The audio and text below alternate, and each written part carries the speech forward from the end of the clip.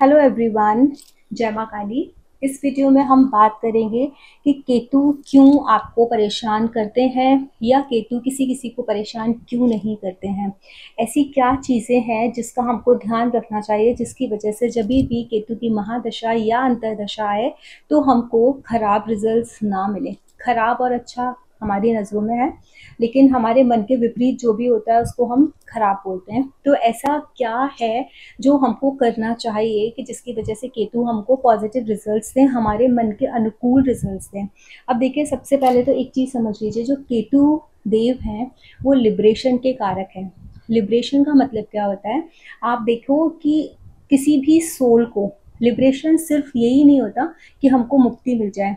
मृत्यु के पश्चात जो हमको मिलता है वो ही मुक्ति नहीं होती। मुक्ति ये भी होती है कि इस जीवन में रहते रहते हमको जिस चीज़ की भी प्राप्ति करनी है, हमारी जो भी इच्छाएं, लेट्स से आपको अपने बिजनेस का टर्नओवर बढ़ाना है, आपको अपने बच्चों के लिए कुछ करना है, आपको अपने लिए कुछ करना है, अपनी पर्सनालिटी को इवॉल्व करना है, वॉट एवर इट इज़, आप जो चाहते हो इस जीवन में अगर आपने वो प्राप्त कर लिया, इसका मतलब आपको मुक्ति मिल गई। मुक्ति इंसान को मिलती कब है? मरने के बाद भी इंसान को मुक्ति तब मिलती है जब वो अपने हर कर्म बंधन से मुक्त हो जाता है, तब बोलते हैं उसको मुक्ति मिली। ऐसे ही केतु है, केतु का काम ही आपको मुक्ति दिलाना है। अब होता क्या है कि इस हमारे मृत्यु लोक में इंसान की इतनी सारी इच्छाएं होती हैं, हमारी इतनी सारी इच्छाएं होती हैं, हम एक के बाद दूसरी, दूसरे के बाद तीसरी, एक मतलब पैदा ही होती जाती है, रुकती ही नहीं है। इकोनॉमिक्स जिसने पढ़ा है उसको पता है कि जो हमारी मार्जिनल यूटिलिटी है वो कैसे आती है। हमने एक चपाती हमने खाई, उसके बाद हमको दूसरे का मन करेगा, फिर हमको तीसरे का मन करेगा, लेकिन एक लेवल पर आकर के हम जितना ज़्यादा खाते जाएंगे वो हमको डिमिनिशिंग मार्जिनल यूटिलिटीज़ को बोलते हैं, तो वो डिमिनिश होती जाती है। लेकिन इंसान की जो इच्छाएं हैं ना, वो उस यूटिलिटी के कंसेप्ट पर काम ही नहीं करती हैं, वो बढ़ती जाती हैं, बढ़ती जाती हैं, बढ़ती जाती हैं। आज आप 1 लाख रुपए महीने कमा रहे हो, आपको आपके लिए सपना था। उसके बाद आपने 2 लाख रुपए कमाए, वो भी आपको लगता था। फिर आपने 3 लाख कमाए, 4 लाख कमाए, अब आप 10 लाख कमाते हो, 15 लाख कमाते हो, लेकिन अब आपको 1 करोड़ की इच्छा है, आपको 1 करोड़ भी मिल जाएंगे, उसके बाद भी आप नहीं रुक पाओगे। इसको इच्छा बोलते हैं, जो बढ़ती जाती है, जो इंसान की तकलीफ का कारण होती है। अब केतु, जैसे मैंने बताया, वो लिबरेशन का कारक है, मुक्ति का कारक है, आपको हर एक चीज से इस जीवन में मुक्त कराने का जो डिपार्टमेंट है, ईश्वर ने केतु देव को दिया हुआ है। अब जब केतु आते हैं तो केतु क्या करते हैं, चाहे वो महादशा में आए या वो अंतर्दशा में आए, तो केतु अपना रिजल्ट इस इंसान को देना स्टार्ट करते हैं।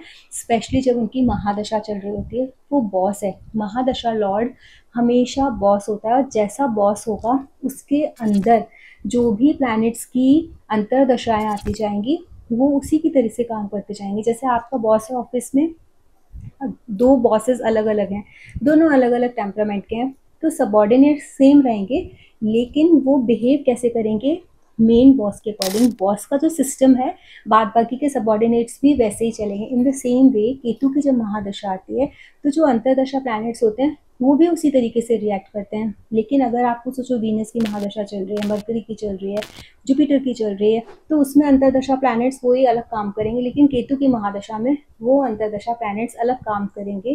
रीज़न क्या है? बॉस जो है वो लिबरेशन दिलाने के लिए ही इन सबॉर्डिनेट्स को उन्होंने काम पर लगाया हुआ है। इस तरीके से आप समझ सकते हैं। एक सिंपल सी चीज़ है, केतु किसी के किसी भी घर में बैठा हुआ है, फर्स्ट हाउस से लेकर के 12th हाउस तक, कहीं ना कहीं तो केतु आपके चार्ट में होंगे। जिस हाउस में भी केतु बैठे हुए हैं, केतु उस हाउस में बैठ करके आपको उसी हाउस से रिलेटेड जो भी कारक हैं उन सब से ना डिटैच होने के लिए बोलते हैं। सपोज अगर आप फर्स्ट हाउस में आपके केतु बैठे हैं, आपके अंदर बहुत पॉजिटिवनेस होगी, अपने खुद को लेके आप सेल्फ ऑब्सेस्ड हो जाओगे। आपको बहुत सारी चीज़ें, मुझे ये करना है, मुझे वो करना है, मुझे वो करना है, क्योंकि पास्ट लाइफ में आपकी इच्छाएं वो अधूरी रह गई थी। मैं इसके लिए एक डिटेल वीडियो बनाने वाली हूँ, केतु एंड पेंडिंग कर्मा। तो उसमें हम लोग डिस्कस करेंगे 1 से लेकर के 12 घर तक केतु किस तरीके से काम करते हैं, क्या क्या आपके पेंडिंग कर्मा है। लेकिन मैं इस वीडियो में सिर्फ एक एग्जांपल देना चाहती हूँ कि जैसे हमारे फर्स्ट हाउस में बैठे हैं, तो वो क्या करेंगे, वो आपको आपसे डिटैच करेंगे। अभी आपकी रिस्पॉन्सिबिलिटी क्या है? आपको सेल्फ ऑब्सेस्ड नहीं होना, आपको अपने बारे में बहुत भी सोचा, मेरे को ये भी मिल जाए, मुझे वो भी मिल जाए, केतु आपको परेशान करेंगे महादशा में। ऐसे सेकंड हाउस में है, आप जितना ज़्यादा अपने फैमिली से अटैच होने की कोशिश करोगे, जितना ज़्यादा पैसा इकट्ठा करने की कोशिश करोगे, जितना ज़्यादा आप वाणी से लोगों को कंट्रोल करने की कोशिश करोगे, उतना ही ज़्यादा आप खोते जाओगे, रिस्पेक्ट खो दोगे, पैसा खो दोगे, परिवार के रिश्ते खो दोगे, परिवार से दूर होते जाओगे। केतु बाइंडिंग भी है और केतु डिटैचमेंट भी है। ऐसे ही थर्ड हाउस में अगर किसी के केतु बैठे हुए हैं, केतु की महादशा आ रही है, you are not suppose to connect और attach with your siblings. Communication skills आपकी कैसी हैं, आपको मीडिया से बहुत ज़्यादा ऑब्सेशन नहीं रखना है। कम्युनिकेशन स्किल्स में आपको ये ध्यान रखना है कि आप किस तरीके की बात बोल रहे हो, क्योंकि केतु एक स्पिरिचुअल प्लैनेट है। वो आपको हमेशा ये बोलेंगे कि आप सामने वाले को सच बोलो, भ्रमित मत करो, बेवकूफ़ मत बनाओ। लेकिन अगर हम इसी तरीके की चीज़ें करते रहेंगे तो वो केतु आपको तकलीफ देना स्टार्ट कर देंगे, शॉर्ट ट्रैवल में तकलीफ देंगे।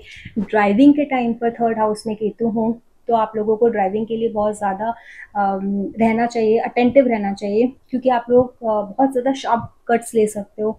उस तरीके की जो ड्राइविंग होती है ना, जहाँ इंसान को थोड़ा सा ऐसा लगता है कि रिस्क है, इस तरीके की ड्राइविंग में ऐसे रिस्की ड्राइव कर सकते हो, तो you are not suppose to do that. वहाँ आपको केतु प्रॉब्लम कर देंगे, उसकी वजह से आपकी लाइफ में कोई प्रॉब्लम हो जाएगी। आप कुछ ऐसा बोल दोगे उसकी वजह से प्रॉब्लम आ जाएगी, आपके छोटे सिबलिंग्स की वजह से प्रॉब्लम आ जाएगी।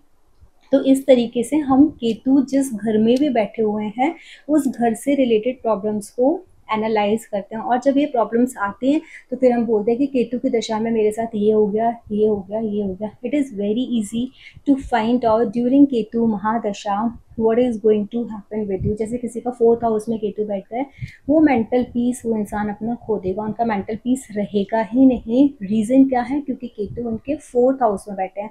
ये इंसान अपने घर से जितना ज़्यादा अटैच होगा, अपने घर में जितना ज़्यादा अपना प्रभुत्व जमाना चाहेगा, उनकी सत्ता उतनी ही उनके हाथ से निकलती जाएगी। उनका मेंटल पीस उन सब चीज़ों के लिए ख़राब हो जाएगा जिस चीज़ के साथ वो बहुत ज़्यादा ऐसा फील करते थे कि ये चीज़ें नहीं होनी चाहिए, मुझे इन चीज़ों से बहुत दूर रहना है। वही चीज़ उसको आके बाइंड कर देंगी, क्योंकि केतु एक बाइंडिंग भी है।